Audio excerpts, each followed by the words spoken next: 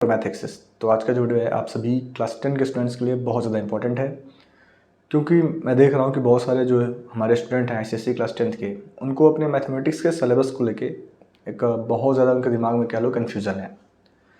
तो ये जो वीडियो है इसी टॉपिक पे है। इसमें आज आपको मैथमेटिक्स का डिटेल सिलेबस बताया जाएगा जो आपके होने वाले बोर्ड एग्जाम 2024 के लिए है। इस वीडियो को देखने के बाद से आपके जो भी सिलेबस से रिलेटेड डाउट्स हैं वो एकदम क्लियर हो जाएंगे, क्योंकि इस वीडियो में आपको एमएल अग्रवाल बुक से page bye page detail explanation देने वाला हूँ कि कौन सा टॉपिक आपके सिलेबस में आने वाला है, कौन सा नहीं आने वाला है। बहुत ज़्यादा कुछ मेजर चेंजेस नहीं है।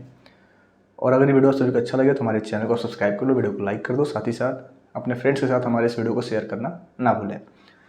हमारे इस चैनल पे आप सभी को रिसेंट में एक नया टाइप का मैं कह लो आप क्वेश्चन सीरीज मैंने स्टार्ट किया है, जिसमें आपको एमएल अग्रवाल बुक के वो सभी इंपॉर्टेंट क्वेश्चंस मार्क कराए जा रहे हैं जो आपके रिवीजन पर्पस से बहुत ज़्यादा इंपॉर्टेंट है।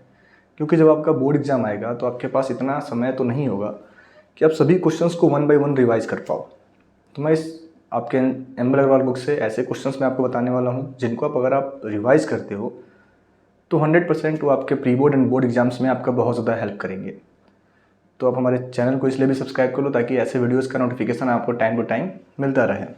तो आइए हम अपने वीडियो में आगे देखते हैं कि हमें इस बार 2024 बोर्ड एग्जामिनेशन में क्या कुछ पढ़ना है और क्या नहीं पढ़ना है मैथमेटिक्स में। ठीक है, तो जैसा कि आपके एमएल अग्रवाल बुक में टोटल आपको क्लास 10th में 22 चैप्टर्स दिए गए हैं। GST, banking, share and variants, linear equation, quadratic equation in one variable, factorisation, ratio and proportion, matrices, arithmetic and geometric progression, reflection, section formula, equation of straight line, similarity, locus, circle construction, mensuration and आपके last वाले chapter हैं trigonometric identities, trigonometric table, height and distance, measure of central tendency and probability. तो अगर आपके पास Selina की book हो तो भी आपको कुछ उसमें ऐसे ही चैप्टर्स दिए जाएंगे। मैं बहुत जल्द सेलिना बुक का भी सिलेबस आप सभी को बता दूंगा। ठीक है, तो देखिए इसमें हमें क्या दिया गया है कि ये सभी चैप्टर्स हमें दिए गए हैं। तो इन चैप्टर्स में हमें आज अपने एमएल अग्रवाल बुक में मार्क करना है कि क्या कुछ हमें पढ़ना है और क्या नहीं पढ़ना है। तो जैसे आपका जो पहला चैप्टर है goods and service tax GST, इस वाले एक्सरसाइज से कुछ भी डिलीटेड पोर्शन नहीं है और आपके एमएल अग्रवाल बुक में सिर्फ और सिर्फ एक एक्सरसाइज दिया गया है जीएसटी में। ठीक है, सिर्फ और सिर्फ एक एक्सरसाइज दिया है। तो हमें एक्सरसाइज 1.1 जो भी हमारा एक्सरसाइज दिया गया है, एक्सरसाइज 1.1, एक्सरसाइज 1, इसे हमें कंप्लीट सॉल्व करना है। इसमें से कुछ भी डिलीटेड नहीं है, सब कुछ हमें करना है। ठीक है, देन और यकीन मानो ये वीडियो देखने के बाद से आपको क्लास 10 मैथमेटिक्स के सिलेबस में कोई भी प्रॉब्लम नहीं रह जाएगा। जो बैंकिंग चैप्टर हमारा है इसमें भी आपको सिर्फ और सिर्फ एक एक्सरसाइज दिया जाता है, तो इस वाले एक्सरसाइज को भी आपको कम्प्लीटली सॉल्व कर लेना है। अगर आप चैप्टर टेस्ट नहीं करोगे तो भी चलेगा। अगर आपके पास टाइम ना हो तो आप चैप्टर टेस्ट का प्रैक्टिस ना भी करेंगे तो चल जाएगा, लेकिन आप एक्सरसाइज और मल्टीपल चॉइस क्वेश्चन को ज़रूर सॉल्व करेंगे। ठीक है, देन हम लोग आगे बढ़ते हैं। जो हमारा अगला एक्सरसाइज है शेयर एंड डिविडेंड्स। ये चैप्टर आपके पिछले बार सिलेबस में नहीं था। पिछली बार जो बच्चों ने 2023 में बोर्ड एग्जामिनेशन दिया है उसमें आपका शेयर एंड डिविडेंड नहीं था। इस वाले चैप्टर को इस बार इंक्लूड किया गया है, ये आपके सिलेबस में है। और इसमें भी सिर्फ और सिर्फ आपको एक एक्सरसाइज दिया गया है और उस एक्सरसाइज को हमें काफ़ी डिटेल में सॉल्व कर लेना चाहिए। ठीक है, और इस चैप्टर का शेयर एंड डिविडेंड का सॉल्यूशन का वीडियो भी हमारे चैनल पे अपलोडेड है। अगर आप सर्च करते हो share and dividends by math access तो आपको पूरा कंप्लीट प्लेलिस्ट मिल जाएगा जिसमें हर एक क्वेश्चन को सॉल्व किया गया है। साथ ही साथ हमारे इस चैनल पे सभी चैप्टर्स के इंपॉर्टेंट क्वेश्चंस बताए जा रहे हैं जिनको आप देख सकते हो, जो आपको बहुत हेल्प करेगा रिवीजन के टाइम पे। देन आगे हमारा है चैप्टर नंबर 4 लीनियर इक्वेशन। ये भी आपके सिलेबस में, इसमें भी जो भी एक्सरसाइज देगा उनको आपको कंप्लीट सॉल्व करना है। मैं आपको अभी कह देता हूँ, अगर आपके पास टाइम हो तो आप चैप्टर टेस्ट को प्रैक्टिस करें, और टाइम नहीं है तो चैप्टर टेस्ट को प्रैक्टिस करने की कोई भी बहुत ज़्यादा ज़रूरत नहीं है। देन आगे बढ़ते हैं हम लोग। Exercise 5 quadratic equation in one variable जो हमारा चैप्टर है, इसमें से कुछ भी डिलीटेड नहीं है। हर एक क्वेश्चन, हर एक टाइप इसमें आपके लिए दिया गया है। तो लेकिन आप सभी के लिए जो मोस्ट इंपॉर्टेंट एक्सरसाइज होगा, इस वीडियो को देखने के बाद से आपको ये भी क्लियर होगा, एक्सरसाइज 5.1, इसको आप काफ़ी अच्छे से रिवाइज करेंगे। 5.2 को जस्ट आप बस प्रैक्टिस कर लो, इसके बहुत ज़्यादा क्वेश्चन आने वाले नहीं हैं। 5.2 का जो यूज हमारे लिए क्या है कि अगर आप 5.2 को अच्छे से सॉल्व करते हो, आप समझ जाते हो, तो जो भी क्वाड्रेटिक इक्वेशन वाले क्वेश्चन हैं उनको आप इजीली फैक्टराइज कर पाएंगे। तो 5.2 के लिए 2 का बस आपके लिए इतना ही यूज है। देन आगे हम चलते हैं, और जो हमारा अगला एक्सरसाइज है 5.3, इसमें से एक क्वेश्चन 100% आपके एग्जाम्स में पूछा जाता है, जो इन पे बेस्ड होता है, 100% आएगा, तो इसको आप काफ़ी डिटेल में रिवाइज करें। देन अगला हमारा एक्सरसाइज है एक्सरसाइज 5.4, इसको आपको करना ही करना है, इसमें से भी एक क्वेश्चन आपको दिए जाने के चांसेस हैं। देन 5.5 वर्ड प्रॉब्लम का एक क्वेश्चन होता ही होता है, तो इसको आप काफ़ी अच्छे से रिवाइज करें एक्सरसाइज 5.5 को। देन हम लोग आगे बढ़ते हैं, हमारा अगला चैप्टर है चैप्टर 6 फैक्टराइजेशन। इसमें से भी कुछ भी डिलीटेड नहीं है, इसको हर एक एक्सरसाइज को काफ़ी डिटेल में आपको सॉल्व करना है, ठीक है। देन आगे चलते हैं हम लोग, हमारा अगला चैप्टर है चैप्टर 7। तो चैप्टर 7 में आपको रेशियो एंड प्रपोर्शन का जो एक्सरसाइज 1 है, रेशियो एंड प्रपोर्शन का जो आपका एक्सरसाइज 1 है, इसको आप नहीं करेंगे तो भी चलेगा, ये आपके सिलेबस में नहीं है और इससे क्वेश्चन पूछे भी नहीं आते हैं। बट एज ए प्रैक्टिस आप स्टार्टिंग के 10 क्वेश्चंस को आप सॉल्व कर लो, ताकि जो भी रेशियो एंड प्रपोर्शन का एक आइडिया होता है आपको बेसिक आइडिया मिल जाए, ठीक है। देन एक्सरसाइज 7.2 आपके लिए इंपॉर्टेंट है, प्रपोर्शन एंड कॉन्टिन्यूड प्रपोर्शन। एक क्वेश्चन 100% आने के चांसेस हैं, ठीक है, तो इनको आप अच्छे से कर लेना।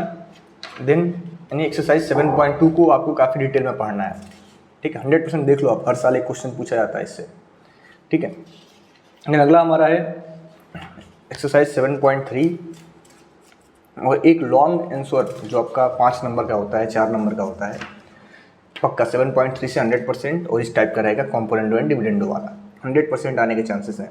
तो एक्सरसाइज 7.3 को भी आपको काफ़ी डिटेल में करना चाहिए। और मैं आपको दोबारा बताना चाहूँगा कि हमारे इस चैनल पे एम.एल. अग्रवाल के सभी चैप्टर्स के इंपॉर्टेंट क्वेश्चंस मार्क कराए जा रहे हैं, जो आपके प्री बोर्ड एग्जाम्स के टाइम पे, आपके बोर्ड एग्जाम के टाइम पे आपका रिवीजन करने में बहुत ज़्यादा हेल्प करेंगे, ठीक है। तो हम इन वीडियोज़ को आप देखते रहो, उसका लिंक भी मैं आपको वीडियो का डिस्क्रिप्शन में दे दूँगा। अभी मैंने 2 या 3 चैप्टर्स के इंपॉर्टेंट क्वेश्चंस आप सभी को मार्क कराए हैं, ठीक है। बहुत सारे chapters day by day upload होते जाएंगे। देन हमारा अगला है मैट्रिसेस, और इसमें से कुछ भी डिलीटेड नहीं है, सभी एक्सरसाइज 8.1, 8.2 और 8.3 तीनों को आप अच्छे से सॉल्व कर लेंगे, ठीक है। देन हम लोग आगे बढ़ते हैं, जो मेजर चेंजेज हुए हैं वो चैप्टर नंबर 9 में। चैप्टर नंबर 9 आपको दिया जा रहा है अर्थमेटिक एंड ज्योमेट्रिक प्रोग्रेशन। देखो पिछली साल क्या था कि सिर्फ और सिर्फ AP यानी एक्सरसाइज 9.1, 9.2 और 9.3 तक आपके सिलेबस में था, लेकिन इस बार ज्योमेट्रिक प्रोग्रेशन को भी आपके सिलेबस में ऐड कर दिया गया है, हमें उन्हें भी सॉल्व करना है, यानी GP को, यानी चैप्टर 9 कंप्लीट आपके सिलेबस में है, इसको डिटेल में आपको पढ़ना चाहिए, ठीक है। और इससे लमसम 10 से 12 नंबर के क्वेश्चन भी आपसे पूछे जाते हैं। हम लोग आगे बढ़ते हैं, और जो हमारा अगला है चैप्टर 10 रिफ्लेक्शन,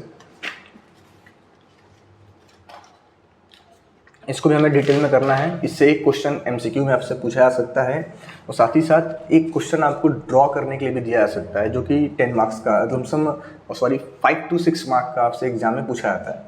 तो चैप्टर 10 को आप कर लेंगे, बहुत ही ईजी चैप्टर है, आप थोड़ा सा इसको अगर अच्छे से समझ लेते हो तो इसके क्वेश्चन में आपको फुल मार्क्स मिलेंगे, ठीक है। देन सेक्शन फार्मूला, एंड इसमें भी कोई चेंजेस नहीं है, कंप्लीट इसको आपको पढ़ना है।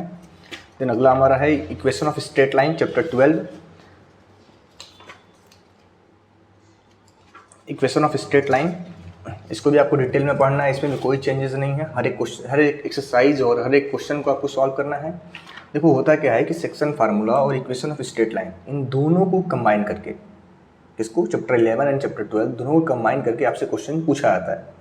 तो दोनों चैप्टर्स को अगर आप अच्छे से रिवाइज करते हैं तो अप टू 10 मार्क्स इन दोनों से क्वेश्चन आपसे पूछे जाते हैं। आप मान लो रिफ्लेक्शन, सेक्शन फार्मूला और इक्वेशन ऑफ स्ट्रेट लाइन तीनों को कंबाइन करके अप टू 10 मार्क्स का क्वेश्चन आपसे 100% पूछा ही पूछा जाएगा, ठीक है। देन हम लोग आगे बढ़ते हैं, और अगला हमारा है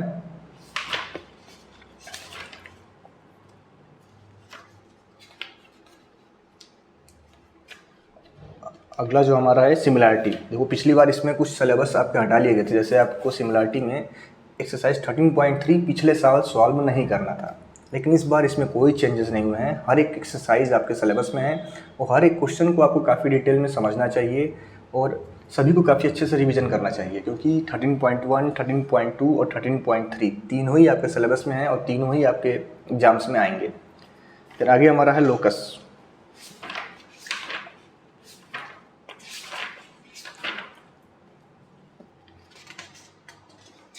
लोकस ये आपके पिछले साल सिलेबस में था, इस बार भी आपके सिलेबस में है। लोकस को आप काफ़ी अच्छे से कर लेंगे, ठीक है। और बहुत ही ईजी क्वेश्चन इससे पूछा जाता है। ज़्यादातर इसका ये जो क्वेश्चंस होते हैं सेक्शन फार्मूला और रिफ्लेक्शन में पूछ लेते हैं हम लोग, या फिर जो इसके क्वेश्चंस होते हैं उनको कंस्ट्रक्शन से कंबाइन करके आपसे पूछा जाता है, ठीक है। तो लोकस और कंस्ट्रक्शंस आप मान लो सेम आने वाले हैं।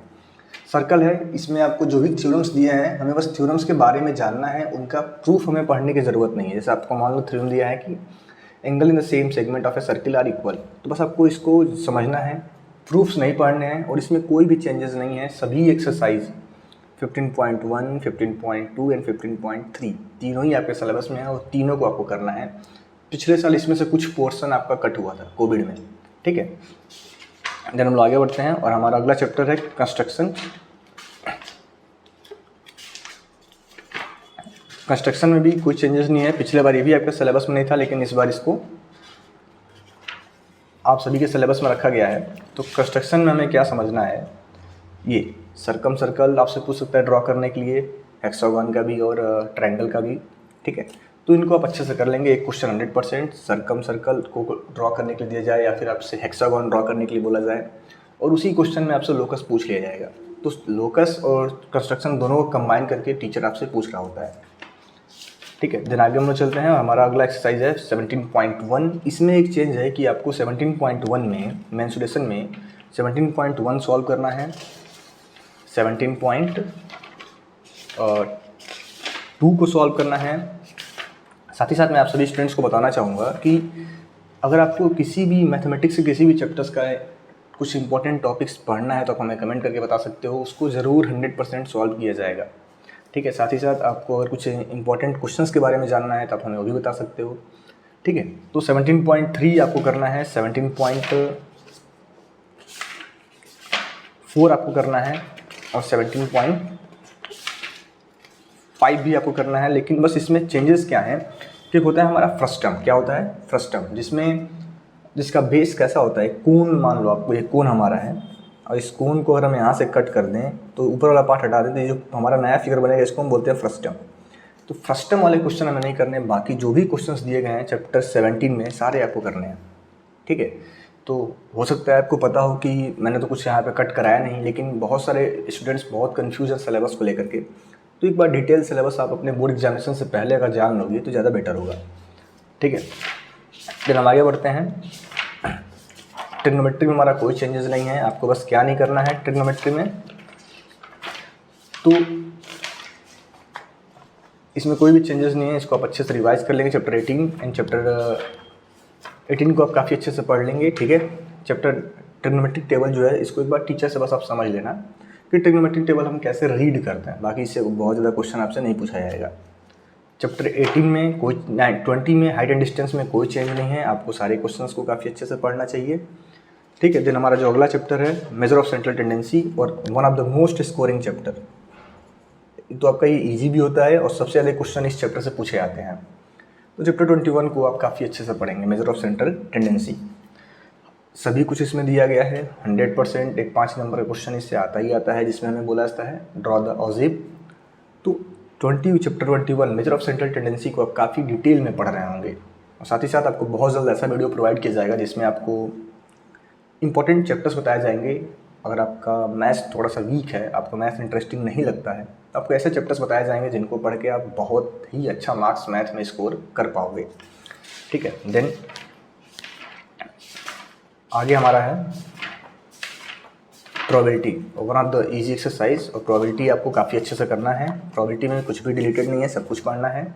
तो अगर आप एम एल अग्रवाल की बुक को सॉल्व कर रहे हो तो आप सिर्फ और सिर्फ एक्सरसाइज और MCQ को सॉल्व करें। चैप्टर टेस्ट को सॉल्व करने की बहुत ज़्यादा ज़रूरत अब नहीं है, क्योंकि अब आपके पास मुश्किल से 2 महीने का समय बचा है। दिसंबर से तो आपके प्री बोर्ड स्टार्ट हो जाएंगे और फरवरी में आपका बोर्ड कंडक्ट होगा। तो अगर ये वीडियो आप सभी को अच्छा लगा है तो हमारे चैनल को सब्सक्राइब कर लें, वीडियो को लाइक कर दें। Thank you.